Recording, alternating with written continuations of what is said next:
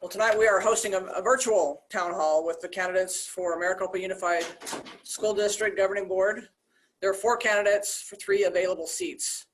Joining us in alphabetical order are Torri Anderson, Tracy Armstead Payton, Jim Jordan, and Anna Marie Knorr.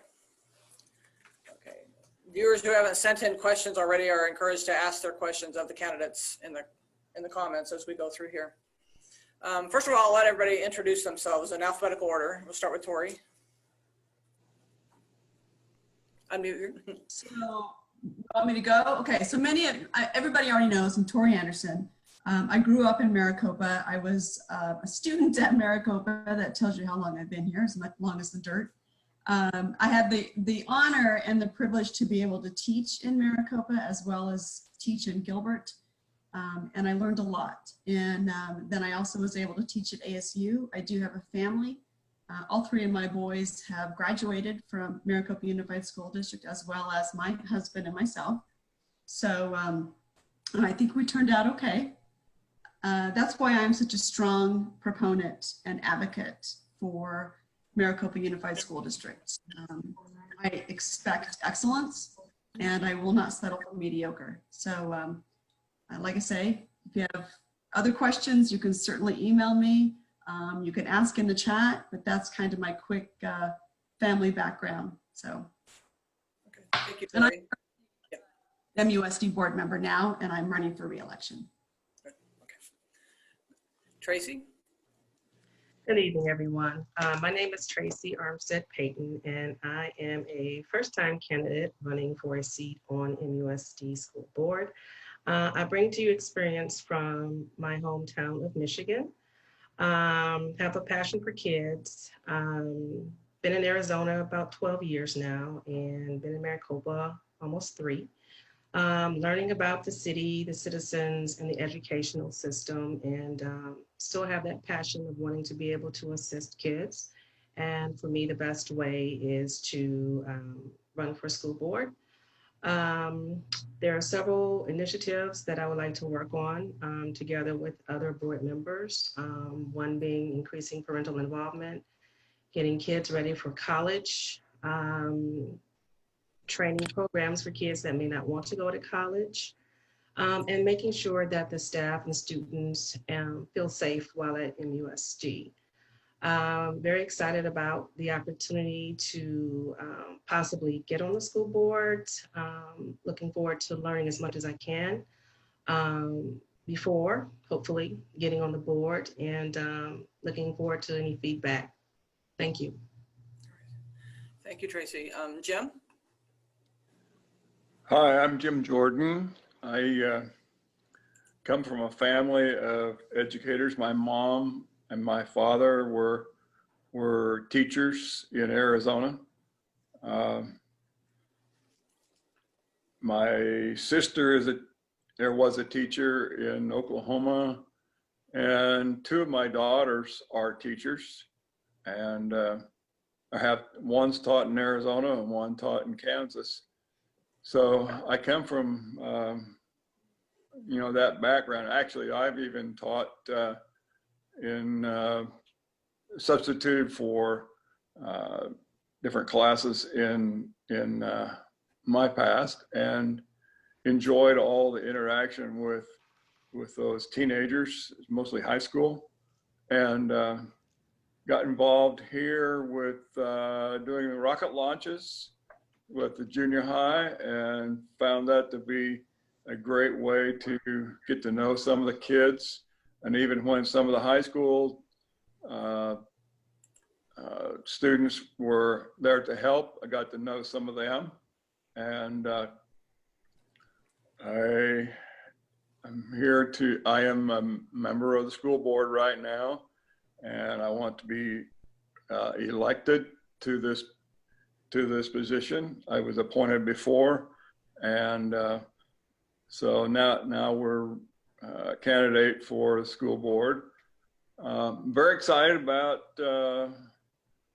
how good the school is. The high school, I've had a tour, and excited about the great possibilities of our school here. So that's enough for now. Okay, thanks, Jim. Anna Marie? Thanks, Raquel. I'm Anna Marie Knorr, and I'm running for re-election. I have lived in Maricopa for 15 years now. So I was here before most of the stores that exist today. I have 4 children that are all in MUSD schools, kindergarten, 3rd grade, 6th grade, and 8th grade. And I was originally appointed to the school board after participating in some parent advisory groups, trying to help the district make decisions for the best interest of the students. And they determined out of that that they were going to cut kindergarten to half day. And I felt that that would be very detrimental to our students in Maricopa. And so I went for an appointment that occurred shortly after and was able to restore the full day kindergarten as a board member. And that's just one of the many things that me and my colleagues have done together in the last 7 years. I believe in student success. I have been able to vote for a pay increase for our staff every year I've been on the board. And I'm very proud of that because we do have an amazing, amazing staff in MUSD, and they are loyal and they care about students. And I'm so thankful we could not do what we do without them. And I'm looking forward to serving another 4 years and continuing on the progress that we've achieved in improving school safety and improving student success and student outcomes and doing what's right for the families in the community of Maricopa. Thank you, Anna Marie. Okay, we'll just get right to it with questions that we had here. Starting with Tracy this time. What is your opinion of Arizona Proposition 208 as a funding option for education? Okay, well, I'll get right into it with the response. I am an advocate for it. I struggled with making a decision up until probably this Sunday, to be perfectly honest. I was probably like 95% leaning in that direction, but listening to other people's thoughts, doing some research, trying to put myself in a position of a business person or a person that makes this kind of income or a senior person that's on a limited budget. I tried to put myself in all of these different scenarios. I think one of the things that kind of pushed me over the edge was that looking on social media and listening from a parent's perspective that she took her child out of a school in MUSD because they didn't have a teacher that specializes in autistic children. And that kind of bothered me. The other thing is that while there are proponents and, you know, it goes the other way, I ran across this, hopefully you can see it.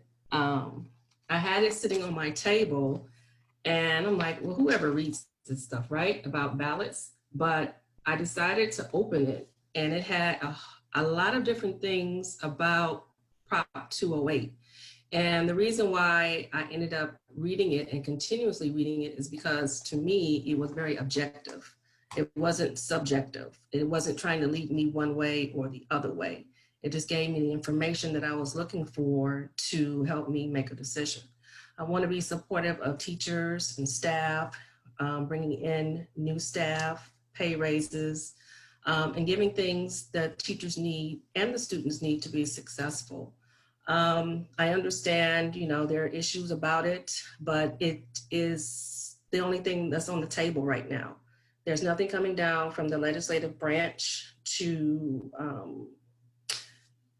complement this or not complement it. It's just, it is what it is. And so if that's the only thing on the table, we have to make a decision based on what we know and what we have on the table. So for me, giving the kids and the teachers and staff everything they need to try to improve outcomes pushed me in the direction to be an advocate for Prop 208. Okay. Jim, what's your take on 208? Well, I have already voted against it, and some reasons are that it will increase the tax on many small businesses, and pretty soon they and also other large income earners will be moving off to Texas or somewhere else. And then there we go. There's our economy going away. And I think that there are a better way to fund the schools than a constitutional amendment that would be very hard to get rid of. And so I'm not for it at all. And I think if you look at it, 40% of the money that they want to collect will be used for administration of that money that comes in. So that's not a very good use of taxpayer dollars. So that's another reason that I'm against it. So we can fund schools, talk to your legislator. And I understand a lot of the reasons that they did cut funding was because of the economy. Well, they're a little bit better at it now. So I think the supporters of 208, I think a lot of the money has come from out of state. Like I've heard that there's $4 million that has come to support 408 from either Portland or Seattle, from some fund up there. So that kind of says somebody's trying to California, Arizona, I guess. So I'm not for it at all. Okay. Anna Marie. Yes, thanks for Cal. I am very similar in regards to, I have been going back and forth on 208 as Ms. Armstead Payton has, because I have always supported education funding as long as I've been on the school board. And even prior to that, I supported the 1-cent sales tax that Governor Brewer promoted to help our public schools. And so I've been very torn on this issue, and I've been doing a lot of research. And it concerns me that no corporations will pay $1 because of Prop 208. It is only individuals and small businesses that will end up paying this tax. And I think that it is, it's concerning. And then the Arizona Republic this week came out and editorialized that they are opposed to 208 because of their grave concerns of what it will do for our economy. And Yes. I read that editorial, and I read it 3 times because I thought it was such a big deal that the Arizona Republic came out against 208. I wanted to understand, and they made some very good points about the impact it will have and possibly can have to Arizona's economy. And so it's a trade-off of passing 208 but devastate our economy. What does that do for our kids and their education? Because if we devastate our economy, they're going to have to cut education funding somewhere else. And so they'll get their 208 money, but they'll get cut on the back end in formulas. And so I really don't want to risk harming Arizona's economy at this point, and especially not the small businesses that this absolutely impacts, because it does not impact corporations. It is only individuals and our small business owners who end up with these tax returns that 208 targets. And so for those reasons, I am opposed specifically just to 208, but I am in favor of additional funding to our district schools and finding more sustainable means that don't devastate our economy to get us the funding we need. Okay. And Torri, what's your take on Prop 208? Well, this is quite the hot topic, don't you think?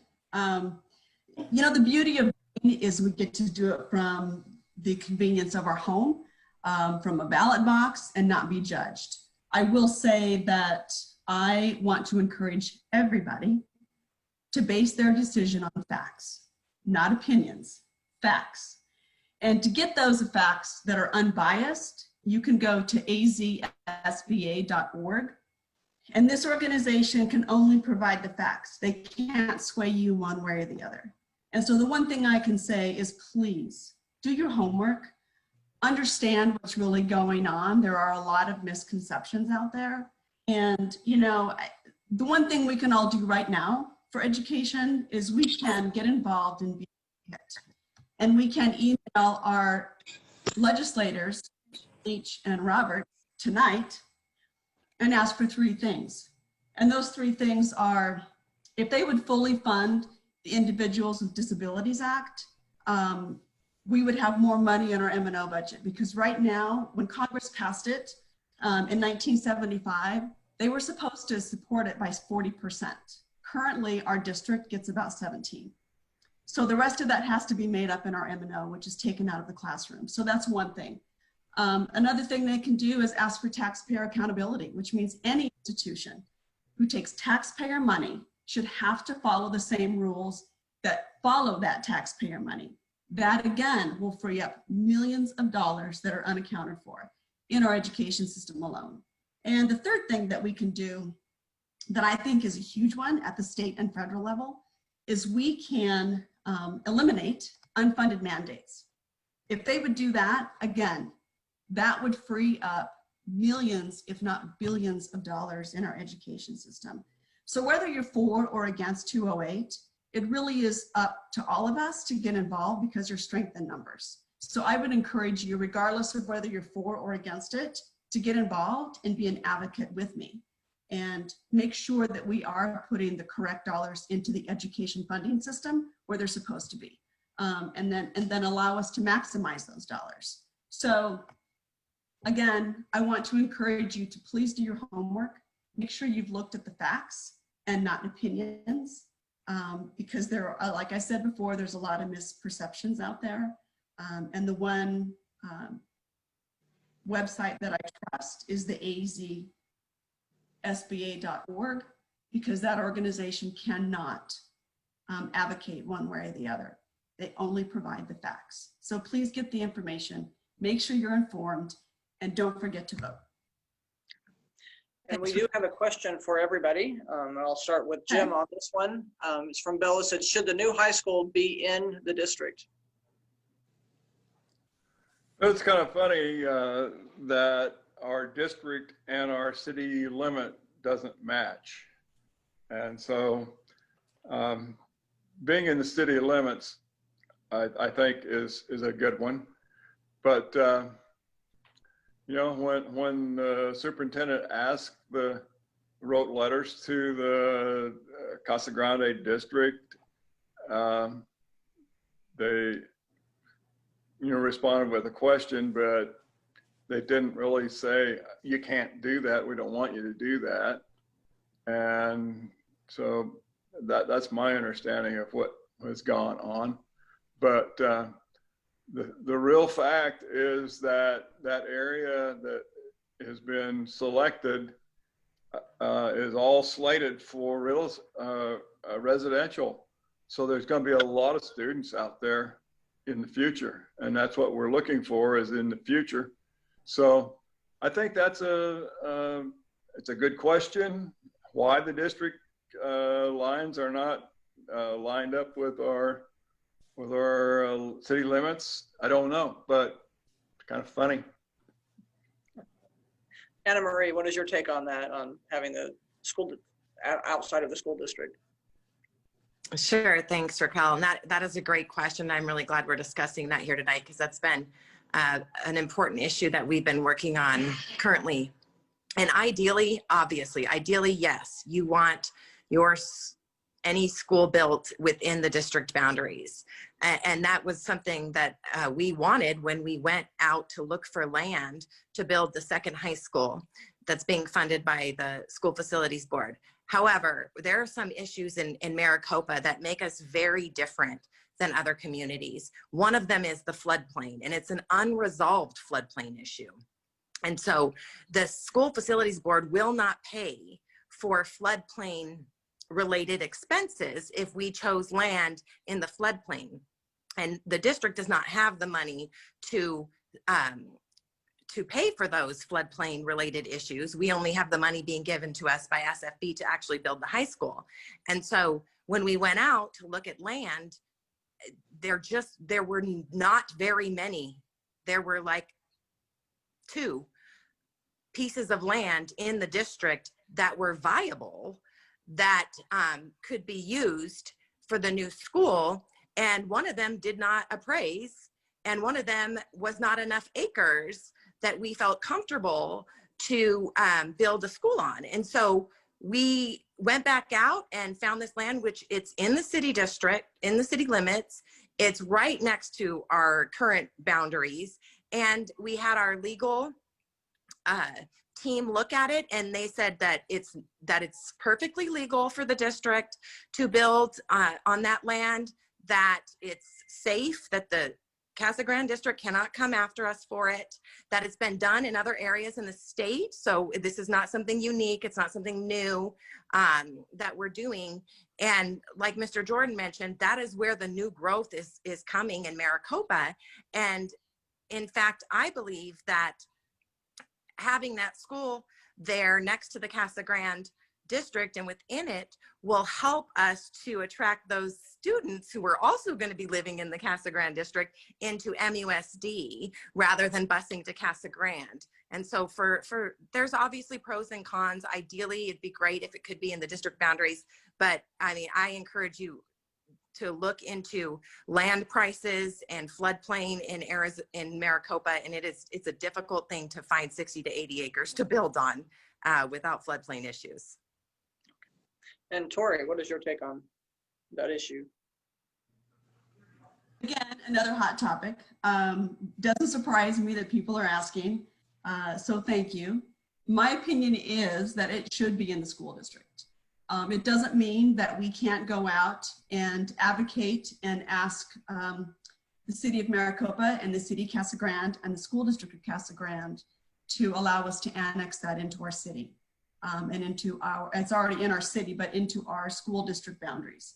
So I think if there is a plan, which I have not heard yet, if there is a plan to annex that into our school district, then it may work out. But I am deeply concerned about using land in somebody else's school district for many reasons. And that's all I'm going to answer right now. And I know that the school board will be discussing some of these aspects tomorrow in a meeting of the school board. Every decision made at this point about building the new high school has a lot of fallout in the short term and the long term. You guys have discussed that in meetings. What is the biggest question you would like answered regarding the second high school, Tracy? I would say for me, programming, what's going to make it attractive for kids to want to attend it. I'm probably going past your question. How will kids be decided who goes to what school, the first school, the second school? And how to build it where it's going to be sustainable in terms of population. Things that I'm interested in and working with the school board on is attracting, maintaining, and reclaiming students. Because in our area, there are other schools, charter schools, private schools, et cetera, that are coming. And as a district, we have to be mindful that, yes, we have this super growth now, but over time, as other kinds of schools come into the mix, it starts to erode our base. And so it's important that we are all the time thinking about keeping our schools filled in a safe way and offering programs that people are attracted to, which will make them want to come and stay in Maricopa schools.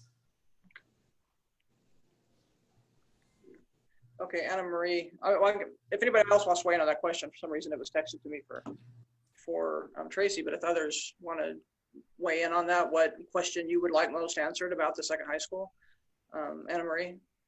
Yeah, I would like to weigh in on that. My biggest concern and the thing that I think is most important is equity and ensuring that the second high school and our current MHS are equitable, and that the students, no matter which school they attend, they get the same opportunities and they get the opportunities that they deserve, and at a high bar in the programming, as Ms. Armstead Payton mentioned, needs to be equitable in both locations, because we don't want to have a situation of haves and have-nots depending on where your boundary is and which high school that you are boundaried to. We need to have equal opportunity for all of our students. And I really think that we need to expand our programming with the second school, so that, as Ms. Armstead Payton said, we can bring those kids back, especially from the districts up north, so that we offer whatever they're getting up there that they don't feel like they're getting here, and keeping those students in our community. Okay. Torri, did you want to weigh in on that too?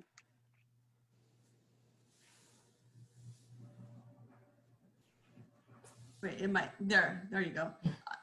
One thing I am concerned with is quality, and to make sure that it is not done mediocre. I don't want us to rush into something that we're not ready for. I want to make sure that whenever we plan it, whatever that time is, that we have high quality teachers. We have teachers who are diverse, that look like our students, that we actually explore complete educational equity within the classroom. I am concerned that we need to celebrate and acknowledge the amazing diversity we have in our district, that we've got cultures from all over the world. And I think that that is a strength of ours. And I hope that whenever the second high school is done, that it is done with excellence and that it's not mediocre. So, you know, that's my thing.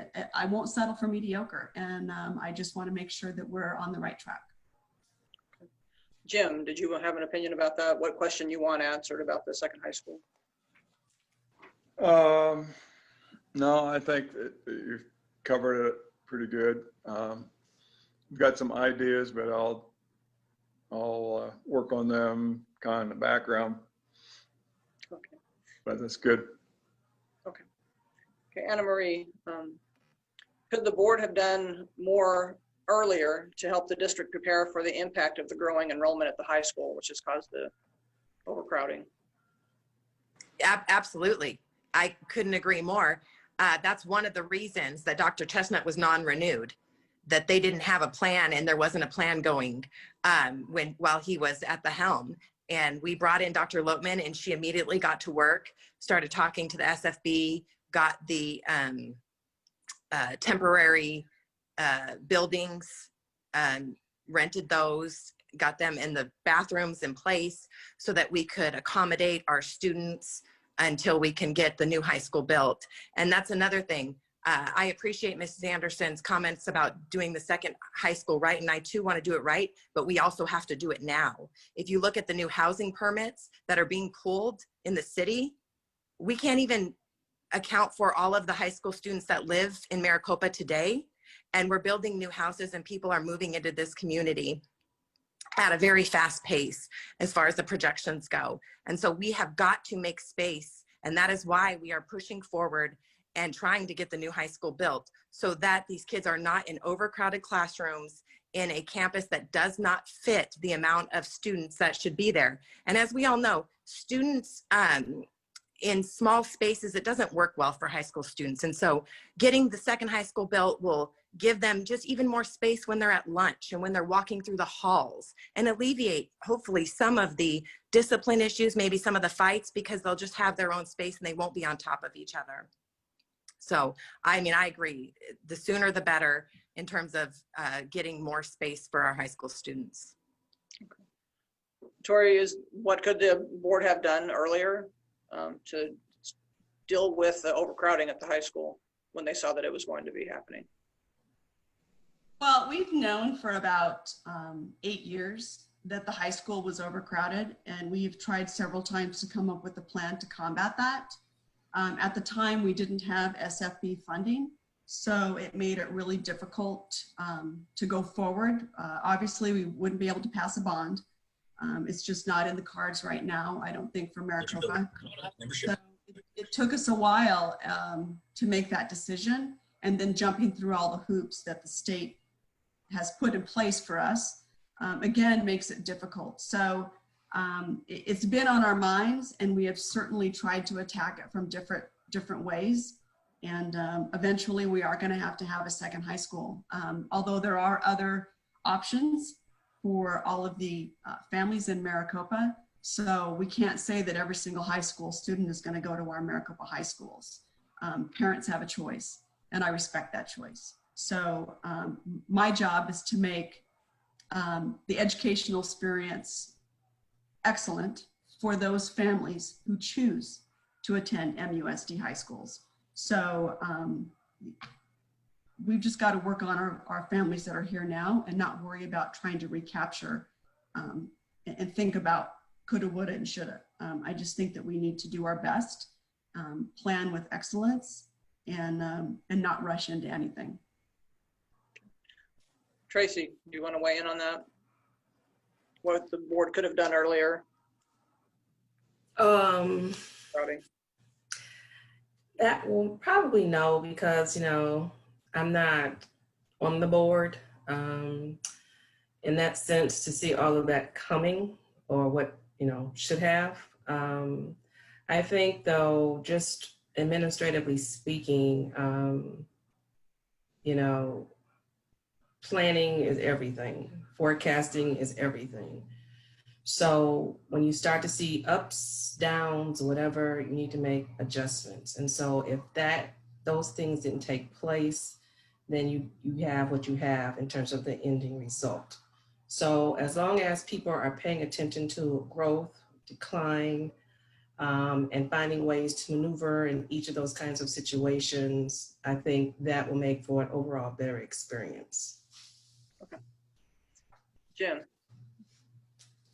Could the board I have done? just was thinking about when I moved here in 2011, people were moving out of Maricopa, and the economy was depressed, and house prices were really low, and I am sure that without knowing the numbers, I'm sure that the enrollment of the school went down.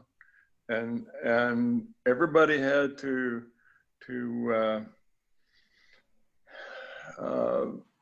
you know, tighten their belts and really try to make the economics of the school system work. But then all of a sudden, the economy really roared back lately, and people started building houses. And so guess what? We've got a growing population, and we've got growing need for schools. And so now the high school is crowded. Some of those things, you know, you might in hindsight look back and say, yeah, well, we knew that, but it was so depressed that we just didn't do anything. So I think the point is now we're here with this point. We have to not go back and point fingers, but we have to move ahead and make. My idea is that if we make Maricopa MUSD school system excellent, very excellent. In fact, my goal is to make Maricopa schools #1 in the state. I want to see us be the best there is, the premier school system. Yeah, it's just going to take some work, but we can do it. And so by doing that, we'll still be able to plan for the future. You know, we might need some more grade schools too, and junior highs down the road. But let's move on and not worry about pointing fingers from the past.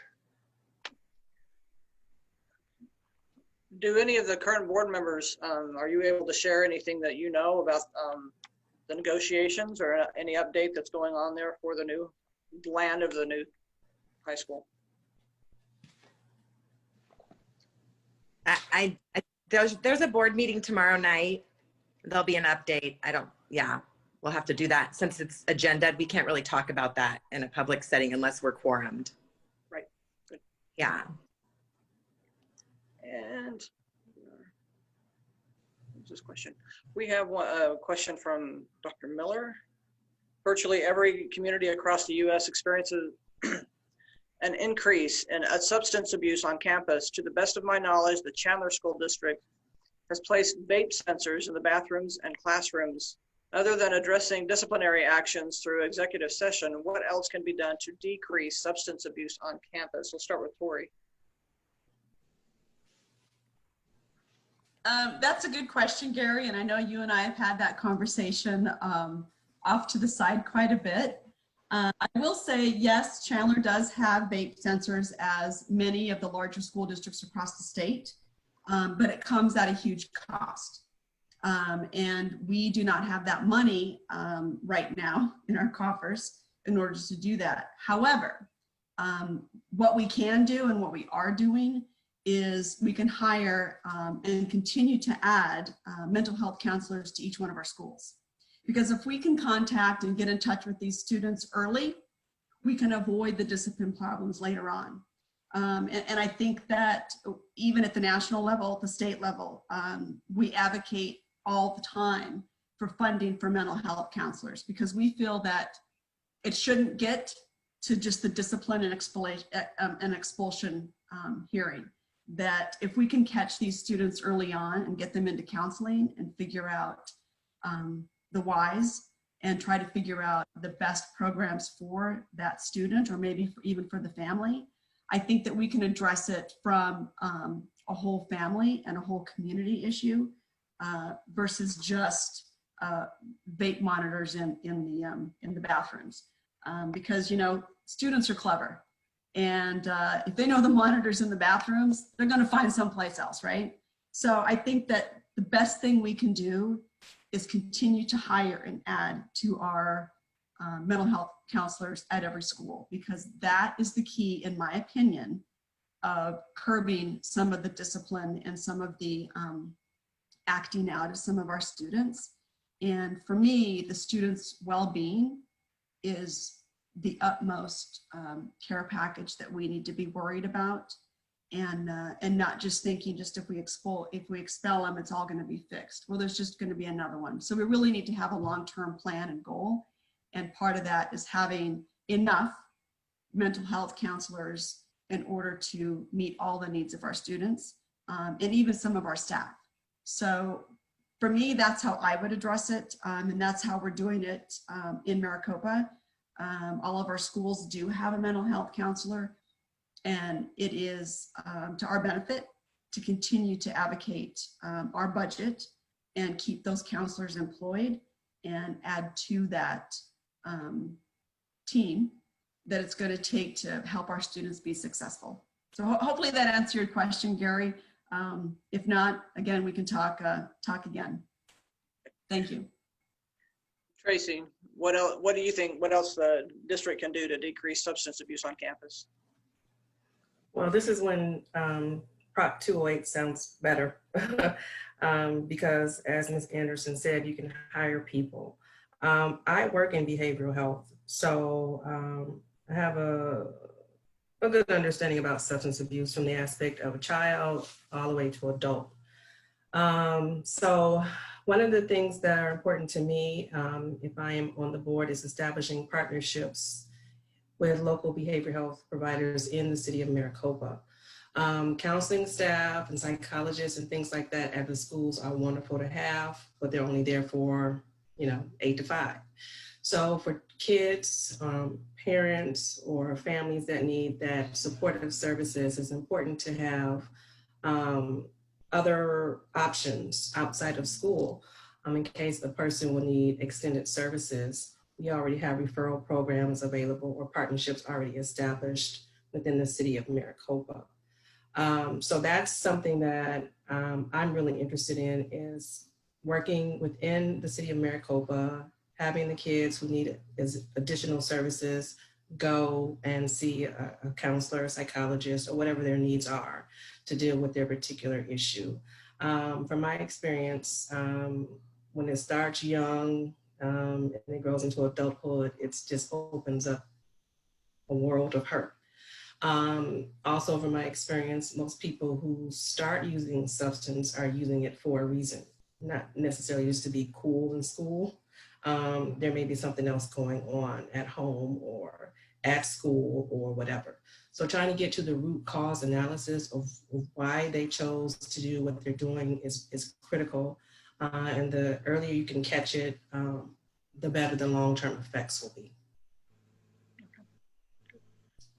Jim, do you have an opinion on that, what the school district can do? Well, I was just sitting here thinking it's really tough to get a hold of make a contact with the kids that really need it, because they are not necessarily going to go seek a counselor unless somebody directs them that way, for sure, with some authority. But there are some who will, but in general, it's a lot of peer pressure that goes along with it, and that's pretty hard to combat. So it's a really tough issue, but I'm sure that we need to have pathways for those kids to get to those counselors if we can. Can't win them all, but you want to win all you can. Thanks, Jim. Anna Marie? Great, yes. And I agree with Dr. Miller that substance abuse on our campus is a problem. And I think that it's something that we can do more to solve. I'm not aware of the vape sensors. This is a new issue that I've just heard of this evening, but I am certainly willing to have the district office look into what those cost and see if there's a cost benefit analysis, because I do think it's very important to eliminate the influence of drugs and alcohol from our campus.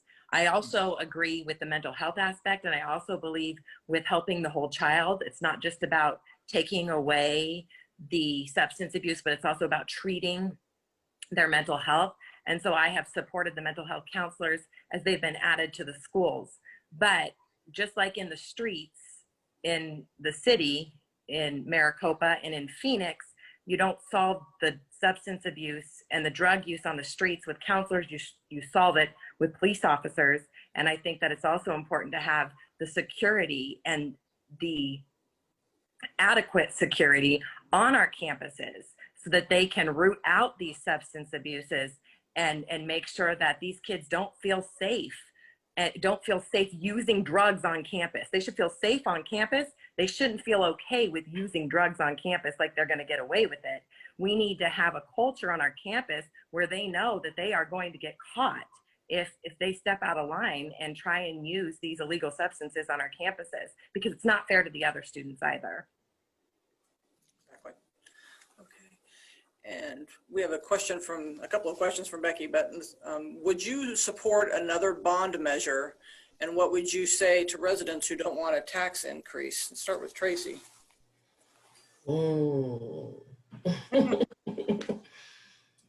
Well, Becky, I'll try to speak generically again because I'm not on the board. I think it's going to come down to it in general in terms of the second high school. I think we'll end up with mostly bare bones if we do not at least try for a bond. I think good planning goes a long way, and my personal opinion is that we really need to be planning now. The feedback that I've received when talking to people about the bond is that, it wasn't properly thought out, it was rushed, it was too much. And so I think by working with some subgroups, citizens, particularly senior citizens, and having advocates out there from different demographics talking about the bond, talking about the high school, all of the things that the bond would be used towards will be really helpful. Also getting the city of Maricopa involved as an advocate for it as well, I think will go a long way to help move that initiative forward. Okay. Jim, would you support another bond measure?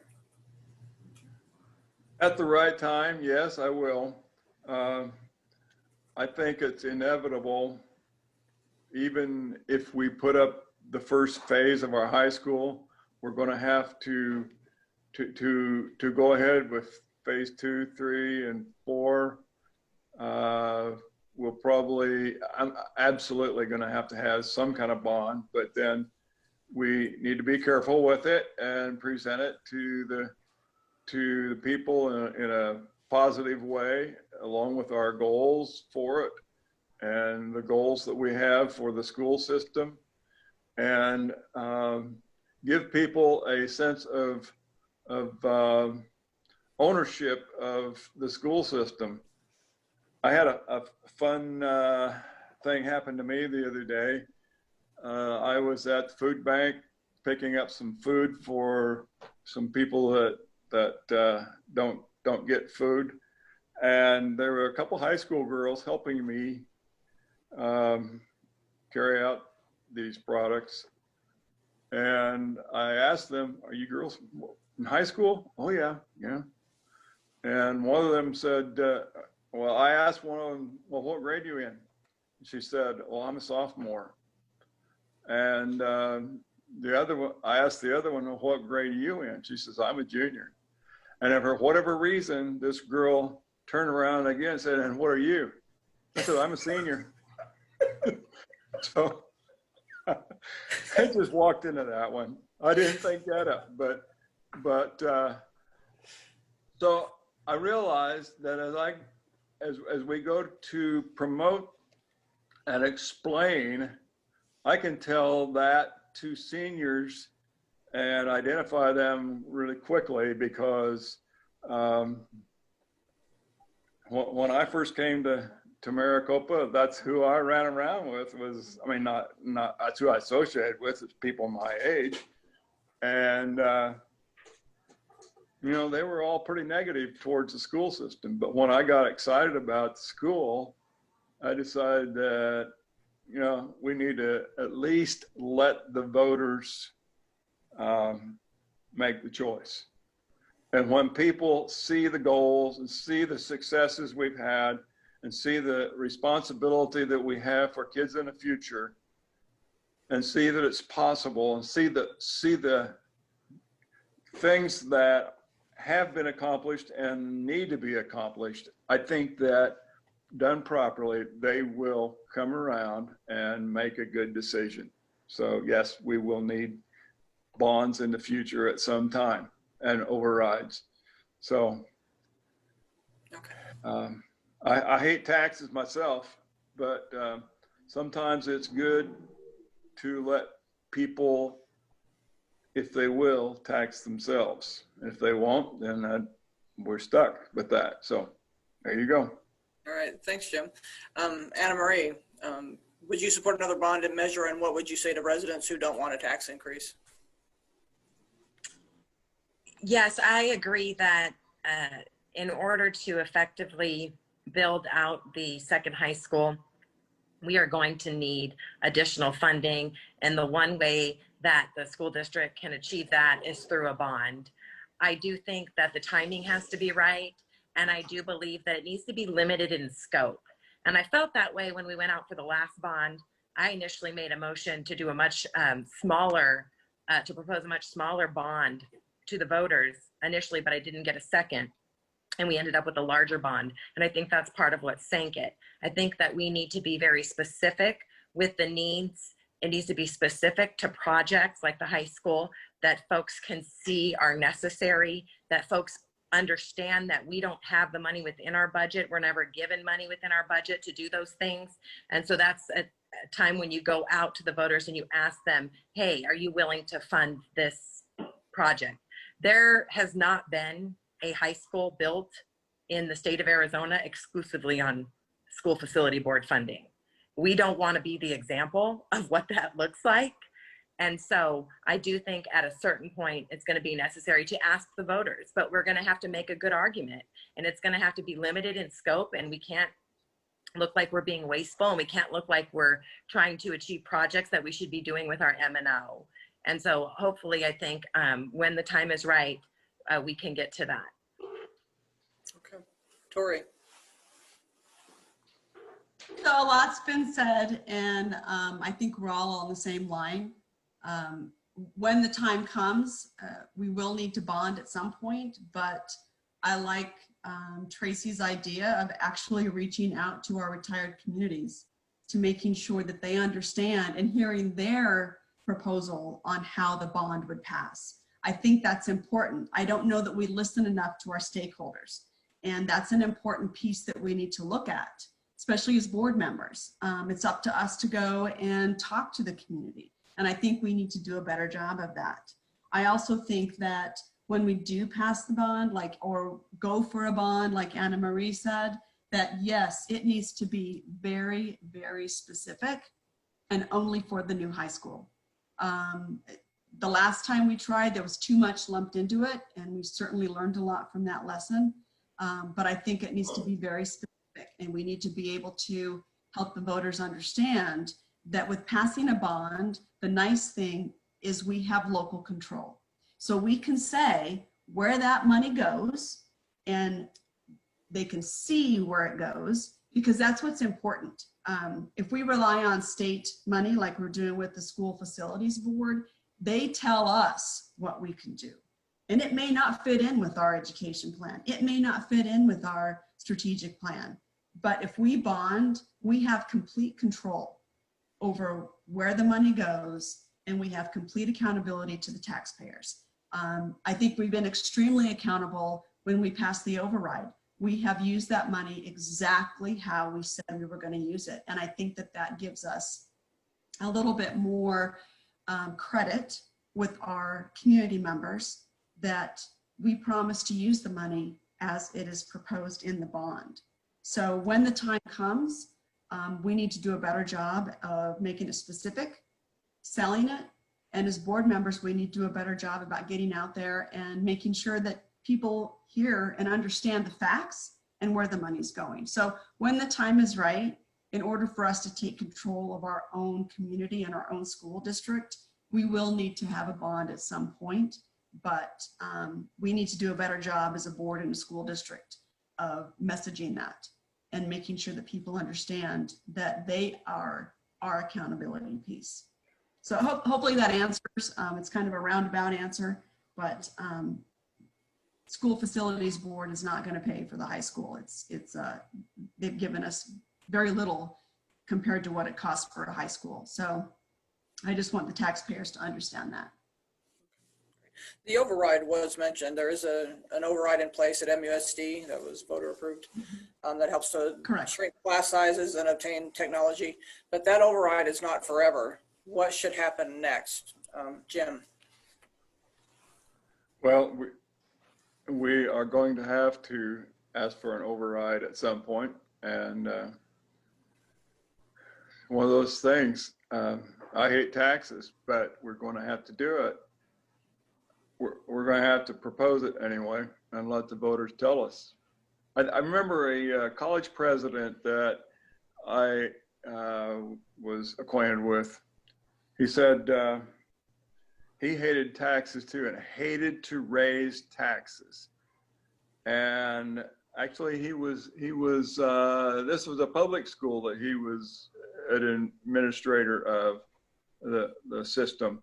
And but he was a college professor or college president at the time he was telling this story.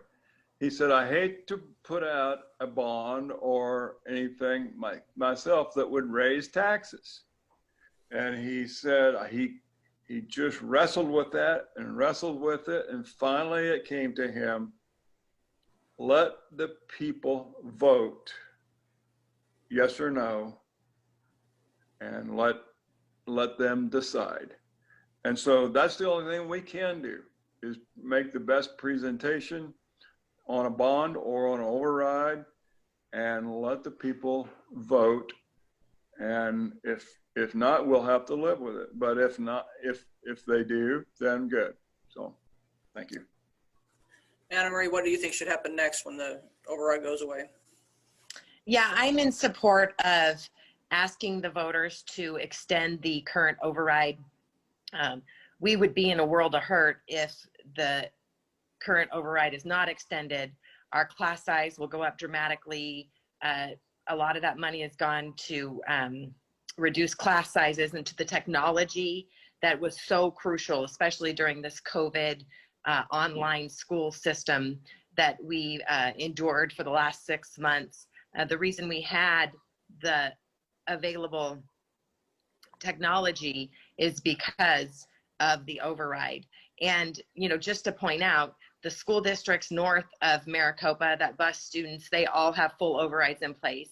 And the charter schools in our area get funding per pupil additional than the districts because the legislature says they're not allowed to override and bond because they're charter schools. So they get additional per pupil money into their budgets because so they basically have an automatic override and bond in their formula, those charters do. And so if we're going to compete with the charters and the districts north of Maricopa, we have to have the funding so we can provide the programming and the smaller class sizes and the safety and the things that people want for their students in their schools. Okay. Torri, what's your take on that? What should happen? Well, the next thing that has to happen is we need to renew the override.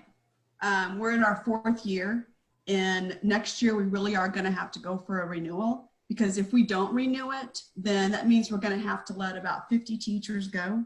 It means that we will not be able to expand our technology, and it also means that the funding for our RAM Academy will be depleted. So I think that if people understand that in renewing the override, it's not going to cost anything different. It's going to be exactly what it is now, but we're going to be able to maintain low class sizes, which is what we promised. And we hired, again, about 55 to begin with additional teachers.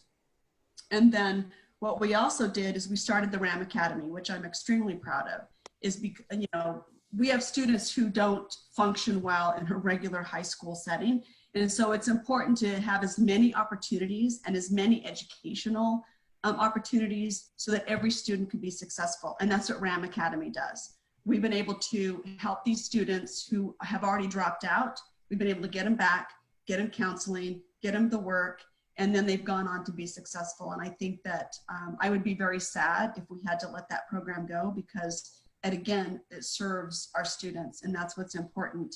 And then the technology piece, like Anna Marie said, we would not have been ready for COVID if we did not already invest from the override funds into our technology and into a one-to-one laptop and technology for every single student on our campuses. So we were prepared more than other districts across the state because of that. And I thank so much all of our community members who voted and approved the override 4 years ago.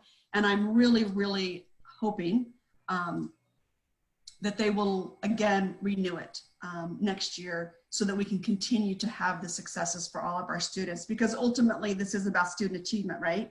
And if we can provide as many opportunities as possible, then our students will achieve, our staff will be happy, which then again helps our student achievement. So I think that the next thing we have to do is we have to reauthorize that override, and it needs to be done next year if possible, so that we can continue with the growth and the positive outcomes that we're seeing.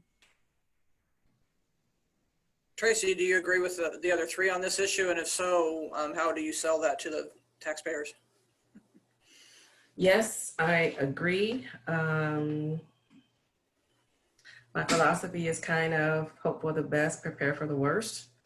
And the 5 Ps, proper prevention prevents poor performance. So again, just like with a bond, these are the kind of things that needs to be discussed now, even if it happens a year from now in terms of the request, but getting the information out to the communities, expressing the importance of what those dollars are able to do for our school district, getting advocates again, because it could be one of those situations where it's going to be back to back. Okay, you have, you know, your override you're asking for, then the following year you could have the bond, or maybe you could have the bond and the override, you know, at one time. So when you start asking for money repeatedly, red flags go up.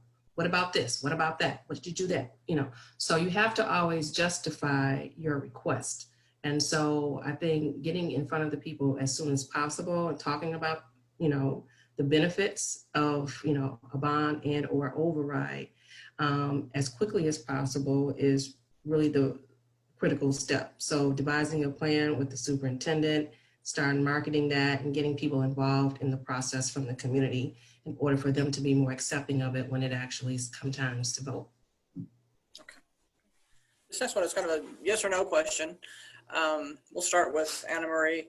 It's from Becky again. Do you think the state and federal government have provided schools with adequate resources to address COVID-19? I don't think that anyone was adequately prepared for COVID-19 because it was impossible to be prepared for something we've never experienced.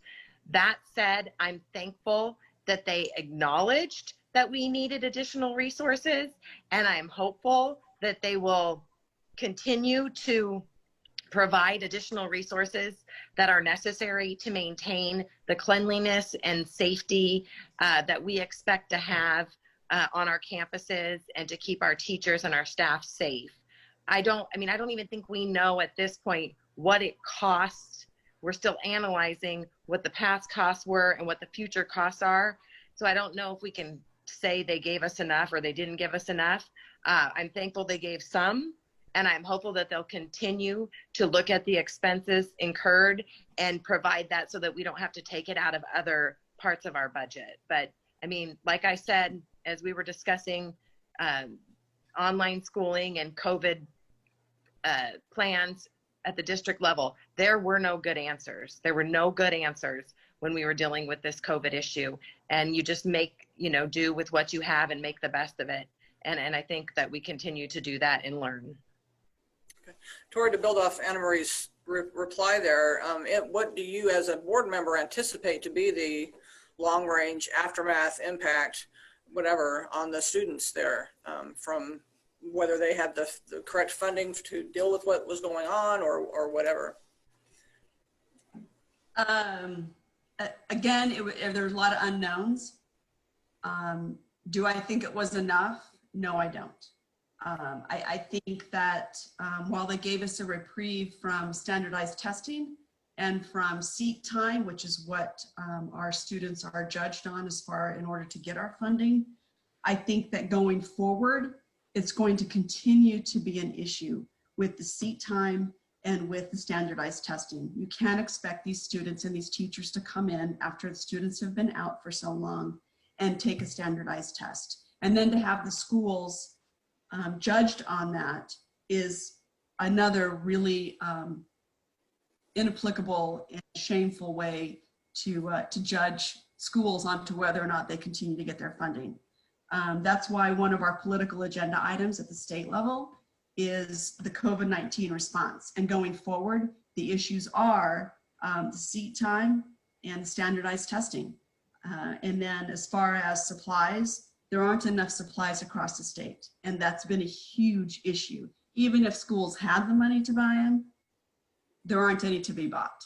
And again, I think it's a shameful response from our state and from our federal government because it's put our students and our staff at risk. So do I think it was enough? No, I don't. Okay. Tracy. How's that? What is it? Tracy. I would ditto the latter part of Mrs. Anderson's answer. It wasn't enough. I know the CARES Act has provided some, but just myself working in a behavioral health agency, I mean, we tried to order Clorox wipes, couldn't find it, sold out, so it's very hard to deal with this particular issue in finding supplies or necessities to keep everyone safe in general. So the more support we have federally and from the state, it's welcome. The only thing we can do is, you know, try to do what we've always been doing, keep things clean, keep things safe, the social distancing, and hopefully, you know, manufacturers are making more things that we're going to need for an undetermined amount of time.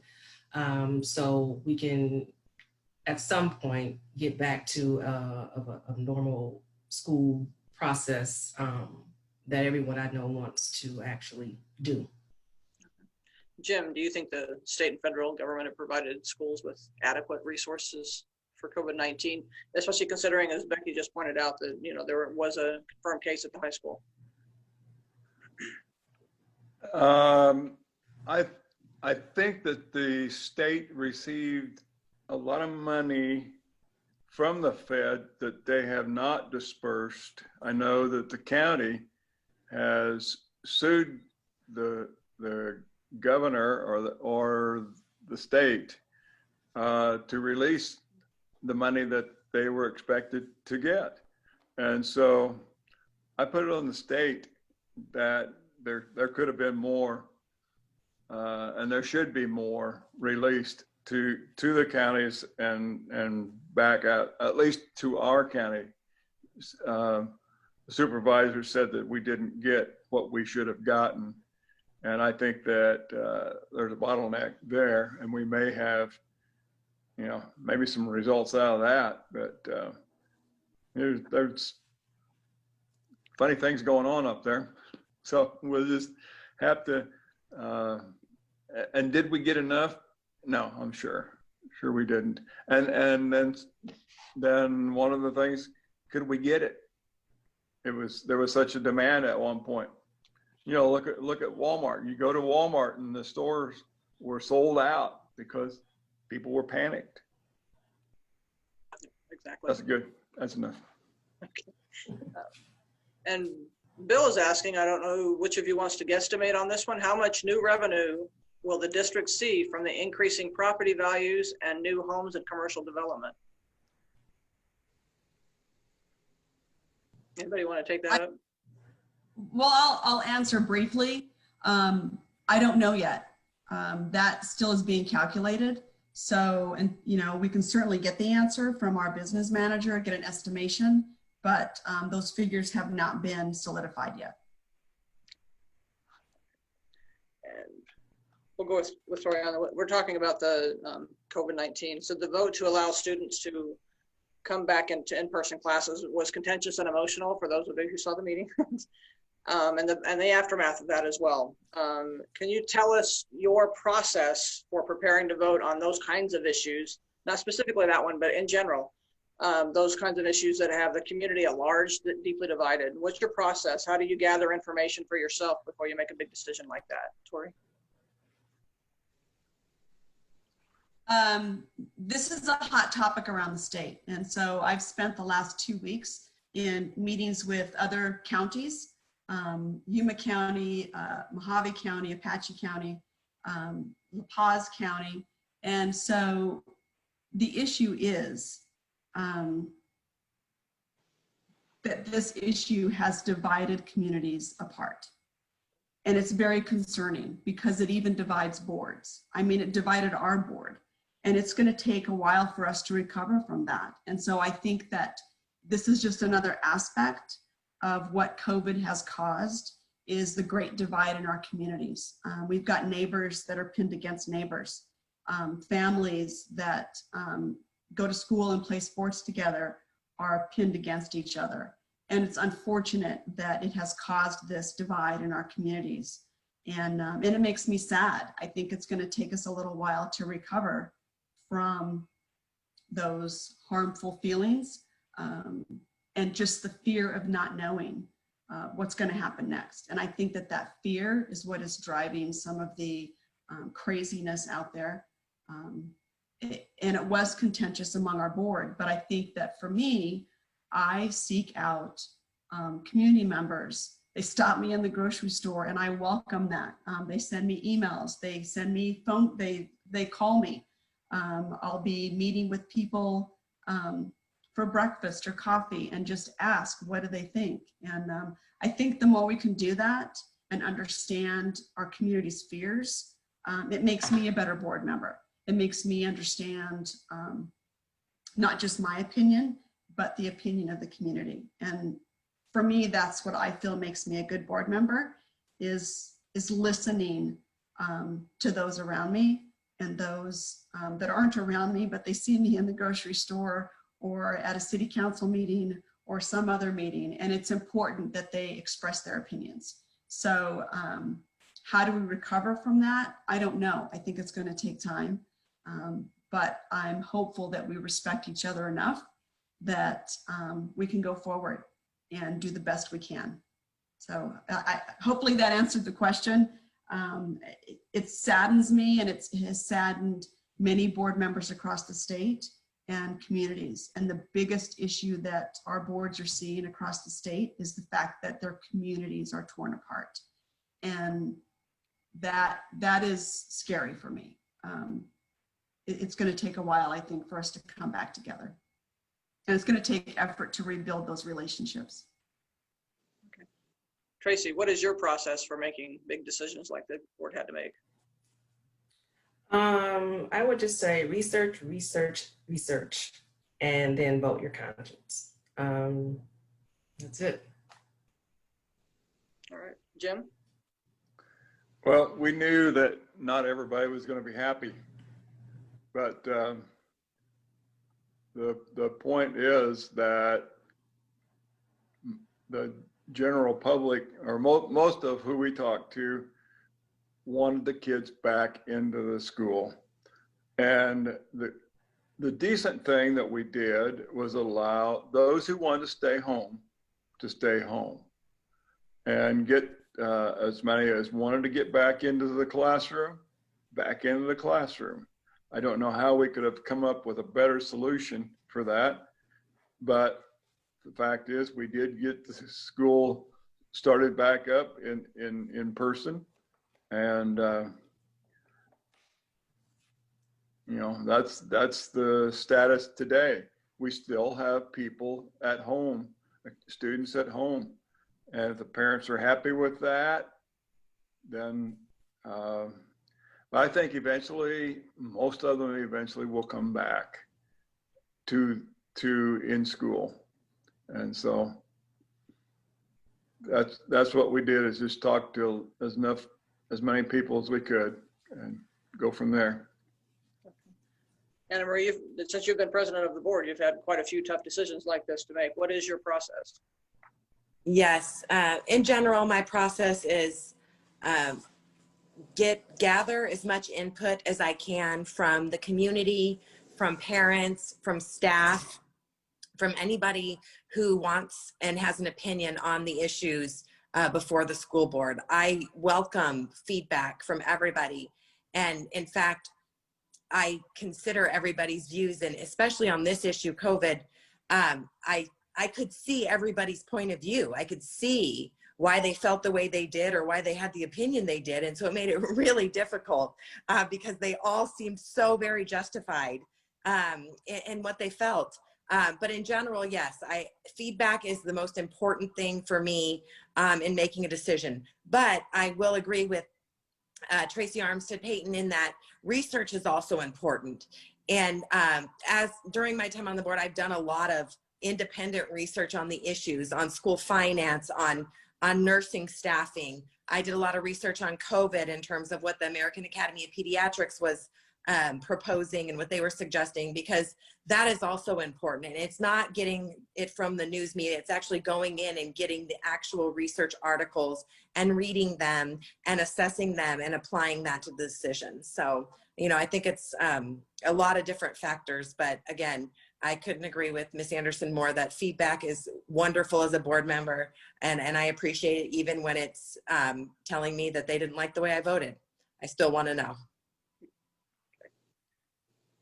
This question is for everybody, because we have 4 people running for 3 seats, kind of like musical chairs. Somebody's going to be the odd man out, odd person out, I should say. If you are not a successful candidate in this election, would you apply to the county superintendent for an appointment to fill the seat recently vacated by Patty Couture? Tracy. Undecided. As of right now, I believe, at least from what I've read in the paper, that applications won't be coming out for her seat until next year. So if I am not elected on November 3rd, I would just use that time to research, about next steps and if I wanted to take those next steps. So right now, I'm undecided about that. Okay, Jim?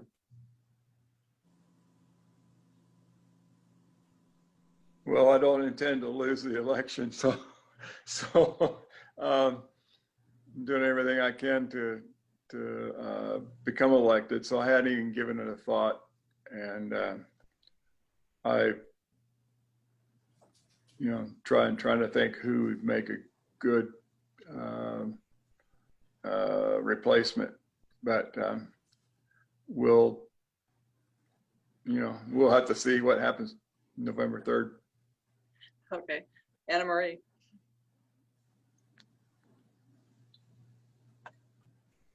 Ooh, you're mute. Okay, can you hear me? Oh, I can. And Yeah. device is about to die, so I might need to plug it in. I, like Mr. Jordan, have not thought about the possibility of losing, although I know it is a possibility. I'm working really hard and campaigning to hopefully win. So I haven't given much thought to that. But if the voters decide that they don't want to elect me to this office and they want to give me a break, I think I will secede to the will of the voters because, they have the ultimate choice. Okay, Torri? No, I would not apply for the seat. If the voters voted me out, then it's for a reason, and I respect that. I would hope that whoever is appointed to Mrs. Coutret's seat is a person that has a diversity that is able to add a piece of our community to the board. So if I don't win, and I have thought about it, it's possible. No, I would not apply for the additional seat. That I respect the will of the voters, just like Anna Marie said. Have any of you reached out to other people who you think might be a good board member? See if they'd be interested in filling that slot? Yes, I have, yeah. During the budget process, with all the list of priorities before you, what is the first thing that you look for to make sure MUSD is going in the right direction? Let's start with Jim. Funding for teachers. I want to see our salaries increase so that we can attract the best teachers that we can afford. I want to see our school become the premier school system in Arizona. I think that is a high goal, but if we try for it, it'll make us better. I want to see every little thing that we can fix. If there are things that need to be fixed in our system, I want to see as they come up, I want them to be fixed and adjusted. And just like any other organization, as things arise, problems can come up, want to have the ability to correct them and want to be able to add new things. I think I in interviewing some of the leadership in our schools, that they have the same goals. They want to see, some of them even said, I want to see school buses bringing kids back into Maricopa instead of taking them out. And I agree with that. I think if we try to be the best, and if we become the best, we will raise the schools in Arizona. So that's my goal. Budget-wise, we have to be careful, but we want to increase our funding for our teachers' salaries and bring in the best. Marie. Yeah, my focus the entire time I've been on the board is our classroom funding and making sure that we are getting the most amount of our dollars into the classroom so that they are impacting the students and their education. And classroom funding includes teachers, it includes resources, it includes the aides and the assistants and curriculum. But if we are not focused on the classroom, then we are not focused on the most important aspect of public education, and that is the student success. And so I continue to analyze the budget based on our investment into the classroom and into the teachers who are actually on the front lines doing the work, making sure the students get educated. Everybody else is important. I'm not trying to minimize their impact, but the classroom is where the magic happens. And so we've got to make sure they're fully funded. Thank you, Torri. Yeah, thanks for asking. So, you know, the one thing I'm proud of over the past 10 years is that we have consistently been able to give all of our staff a raise because our bus drivers, our secretaries, our front office staff, our cleaning crew supports our teachers. So it's important that if we're going to give one group of people a raise, that everybody gets a raise. I am all about doing what we can across the board. And as far as budget talks, I think that for me, it's important that I analyze the budget and make sure that it is supporting our student achievement. Because ultimately, again, that's what we're here for, right? Is increased student achievement. And so we need to make sure that the dollars are going in the right places. And as far as that student achievement, it also needs to support the strategic plan, which again, I'm proud of because our stakeholders came together and helped us put together that strategic plan. But in order for the achievement to happen, we need to be able to support and have a strong budget that supports the strategic plan and it supports student achievement in whatever programs, people, or services that may come up that may need to be strengthened. That's the wonderful choice we get to have as a board, is to be able to make sure that our students are supported and our staff is supported. Because like Jim, my goal is to make Maricopa the best school in the state. It always has been. That's why I got on the board 10 years ago. But also to make sure that we have a waiting list for our teachers to be hired, because we are the most amazing employer in Maricopa. And I want to see, my long-term goal is that we have a waiting list for teachers because they want to work for MUSD. So when we're doing budget, those are the thoughts that are going through my head. Tracy.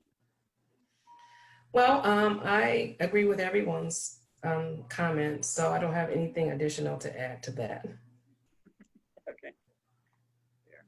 Okay, we'll start with Anna Marie on this. What have you learned about yourself from serving on a school board? Can you repeat that again? I'm sorry. Sorry, Anna Marie. There you are. Oh. This is for Anna. Sorry. We'll start with Anna Marie. So, what have you learned about yourself from serving on a school board? Well, I think you learn a lot about working with your colleagues, and you learn how to agree to disagree. Ms. Anderson talked about the COVID discussion and the vote. And yes, it was contentious, and yes, you know, it was not a unanimous vote.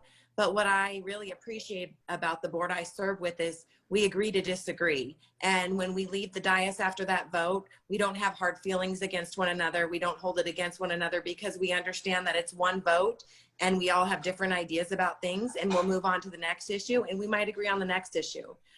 So I think that that's the important thing that I've learned about myself and about working with my colleagues on the board, is that it's so important to just learn to, we're going to agree to disagree on some things, but it doesn't mean that we can't move forward for the best of the district and continue to make MUSD the best. Torri, what have you learned about yourself in serving on the school board? I've learned that I'm a lot thick-skinned than I was when I started. It is very, very challenging, some of the decisions we have to make. It is gut-wrenching. It breaks my heart sometimes. But I have learned that if I listen to my constituents and I respect my board members, that the best decisions will come out of that. And And I've learned that through continuous education as a board member, we can make good, sound decisions, but it does take board members continuing to learn how to be a board member. You don't just sit up on the dais and you instantly learn, oh yeah, I'm a board member now, I know what to do. It's important that you go to the new board member training and the continuous training, because the laws change, legislation changes. So it's, you know, I have learned that to be a great board member, or to be even a board member that is able to increase student achievement and meet our goals, I need to continue with my education credits as the board member. And that's what I've learned. I don't have all the answers, but I do seek out those around me that can help me come up to what the answers could be and what the options are. And I think that that's probably the most valuable lesson I've learned, is to trust those around me, to continue my education as a board member, and to respect my fellow board members and my community for the choices that we have to make. Thank you. Tracy, what have you learned from being on the school board? Stay on the mission. And the mission is to protect, serve, and educate children, and screw the drama. That's it. Thank you. Jim, what have you learned? What have you learned about yourself? I learned that there's a lot that I need to learn because, you know, I was pretty new to school board functions. I ran for the legislature in Kansas one time, and I had a representative teach a school funding class, and it was so complicated. I'm not sure that I learned, well, I probably did for a short while, but it was really, really complicated, and I knew that I would need to have help figuring that out as if I was elected. Well, if I'd have been elected, I probably wouldn't be here. So you can figure that one out. But there is a lot. The more I learn, the more I know I don't know. And the more I know, I need to learn more. So that's what I have arrived at in my, it's been six months I've been on the board. So. All right. We're going to wrap this up here with one final question for everybody. We'll start with Torri. Why should you be a member of the school governing board? First of all, because I love my community. This is my opportunity to give back, to be able to serve those around me, as I know that I was had the opportunity to create a strong foundation going to school in Maricopa from the community, and it's my turn to give back. That's part of it. I believe every child needs to feel like they belong and can succeed regardless of their own challenges. I also believe that public education is a safe, unconditional environment where every child who walks through our doors has an equitable opportunity for an excellent education. As a board member, I have an incredible opportunity to make sure that we can strengthen our school budget and adjust our policies to meet the needs of every student and staff member in our schools. I can be their advocate. As an elected board member, I have a duty to educate myself, to strive for excellence through ongoing training opportunities. And I want to be a part of the movement to create the best schools in every Arizona community. I challenge myself with this statement at every board meeting. Are we doing what we should to be the best? It'd be my honor to serve another 4-year term as your board member, and I'm asking for your vote. I can promise you that I will always strive for excellence, and I will never settle for mediocre. So that's what I promise, and I hope that I have the opportunity to be able to give back and to serve this community for another 4 years. So thank you. Thank you. Tracy, can you tell us why you should be on the board? I believe I can bring some depth to the board, perspective that maybe they have not yet experienced based on my experiences. Just like being a part of kids' life and watching them develop and grow. That makes me actually kind of feel young. And it motivates me to want to be a better person, to show them the kind of people that they can become. It also affords me the opportunity of seeing them grow into maybe leadership roles in their own city and coming back to their city and giving back to their city. And being a part of that experience, knowing that I have contributed to some child in a positive way, makes me feel good. So this position, as you all know, is unpaid. So the value that it brings me is just strictly intrinsic. There's a lot of pain and anguish that sometimes comes with it in terms of decisions, tough decisions that may have to be made. But all in all, again, if you stay in the mission, and you'll have these hurdles like a roller coaster ride, but if you're true to the mission, the roller coaster ride will be worth it. And so for me, I'm willing to jump on and get on the roller coaster ride. My motto is accountability is responsibility, and that's what I'm about. When it comes to kids, I'm kind of no nonsense. I don't play politics in that way. I love politics. I don't like playing it, especially when you're dealing with kids. So I just want to get on the board and contribute and be the best community person and board member that I can be. And I too am asking for votes on November 3rd and earlier, since people are getting their ballots. And if there's any questions or concerns, you can email me, reach me on Facebook. And I tell people, if you can't remember my name, remember the word TAP, T-A-P. That's me. Thank you. Jim, why should you be on the MUSD school board? Well, I feel like I have a responsibility to try to make Maricopa the very best. I agree with Torri. We can achieve that there's something I learned, that success is defined as making good decisions compounded by good decisions compounded by more good decisions. And as we as a school board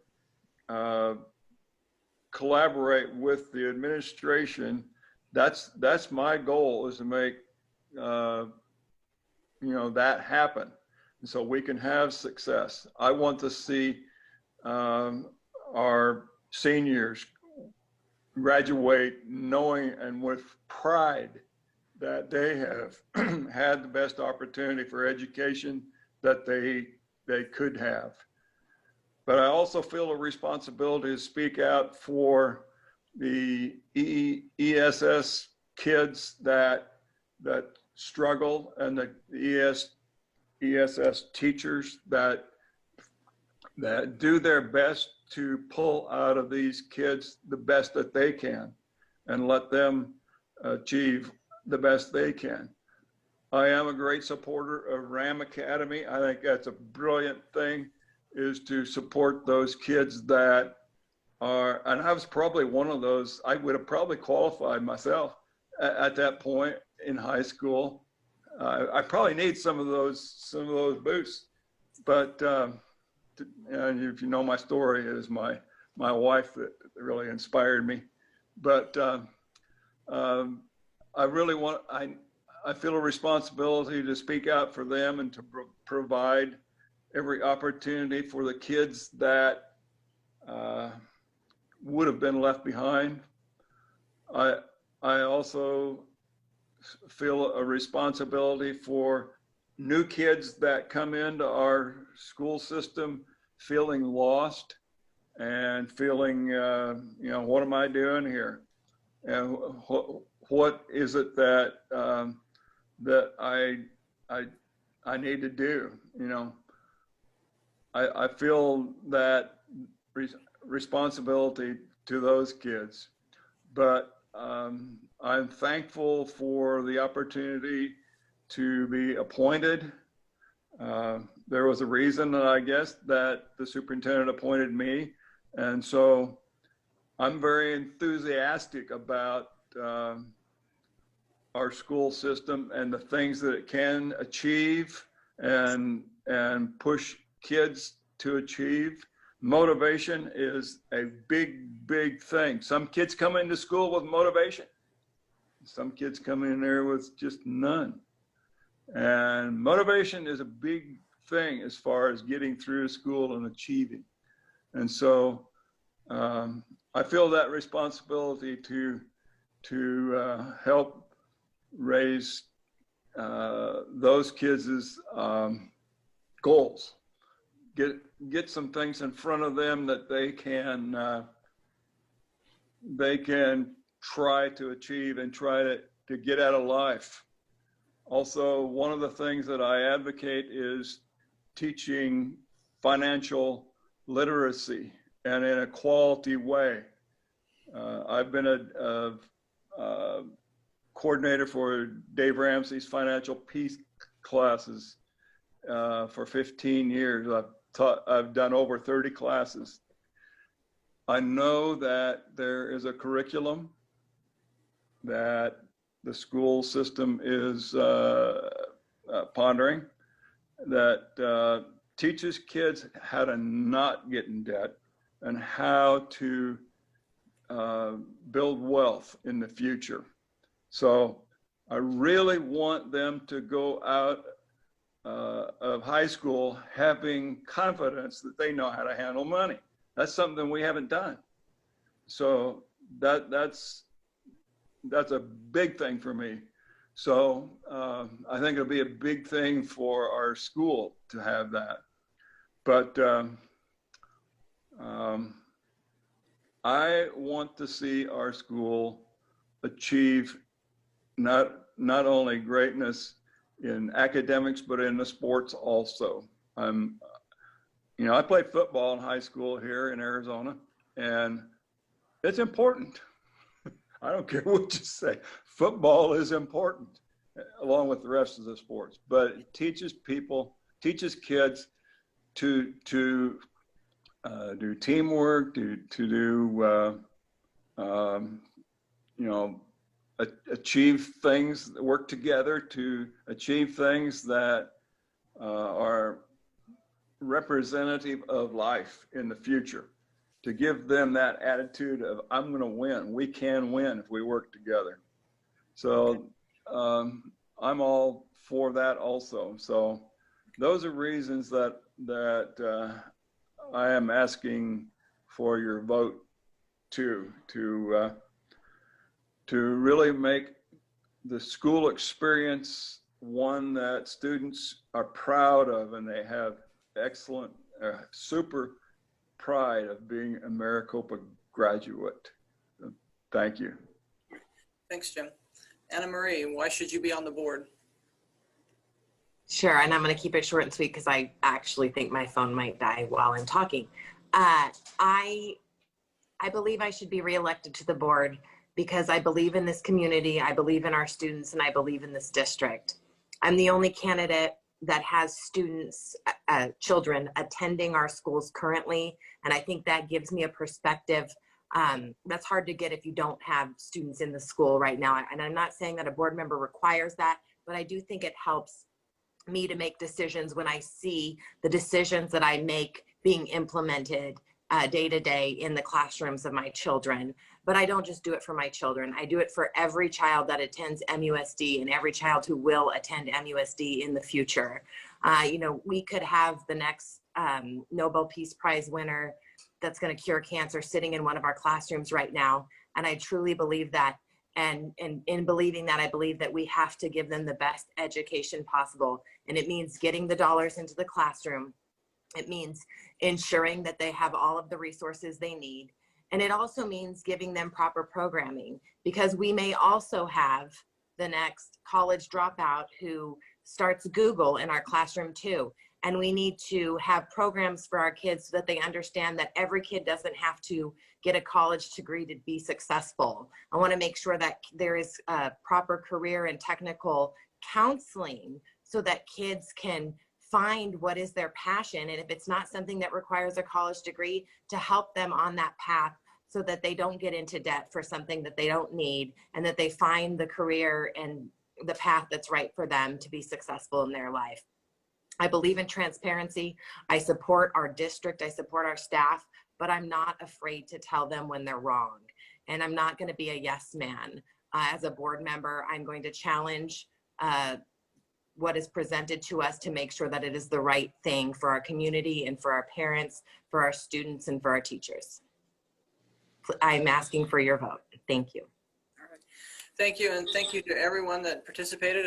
We really appreciate it, and especially for your patience today as we got this together. So, and I encourage all of our viewers to also check out the school board meeting that's happening Wednesday at 6:30. Good one.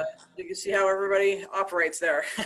I'd like to say good luck with everybody, and thanks again, and everybody have a great night.